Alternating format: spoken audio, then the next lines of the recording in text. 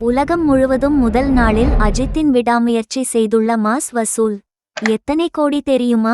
அஜித் ரசிகர்கள் துணிவு படத்திற்கு பிறகு அஜித்தை திரையில் காண ஆசையாக இருந்த நாளும் பிப்ரவரி 6 வந்துவிட்டது. நேற்று 3650 திரைகளுக்கு மேல் வெளியான விடாமுயற்சி படத்திற்கு ரசிகர்கள் பேராதரவு கொடுத்து வருகிறார்கள். விமர்சனங்கள் எல்லாம் அட்டகாசமாக வர பாக்ஸ் ஆபீஸிலும் படம் கலக்கி வருகிறது. படத்தில் எதிர்பார்க்காத டுவிஸ்ட், அஜித்தின் ஆக்ஷன் படத்தை சூப்பராக கதைக்களம் அமைய நிறைய நல்ல விமர்சனங்கள் வருகிறது.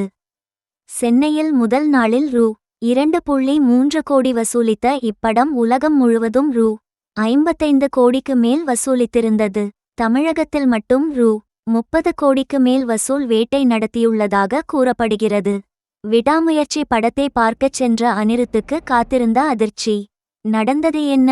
தமிழ் சினிமாவில் முன்னணி நடிகராக புகழின் உச்சத்தில் வலம் வரும் அஜித்குமார். இவர் நடிப்பில் 2 வருட நீண்ட காத்திருப்புக்கு பின் விடாமுயற்சி திரைப்படம் நேற்று ரிலீஸ் ஆனது.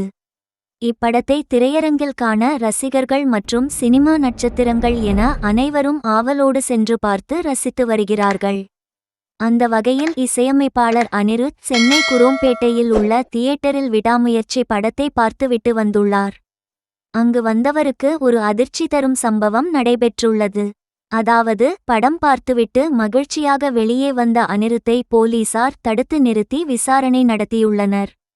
அனிருத் வந்த கார் நோ பார்க்கிங் ஏரியாவில் நிறுத்தப்பட்டிருந்ததால் 1000 பைசா அபதாரம் செலுத்த வேண்டும் என்று போலீசார் கூறியதால் மிகவும் அப்செட் ஆன அனிருத் பணத்தை கட்டிவிட்டு காரில் அங்கிருந்து சென்றுள்ளார்.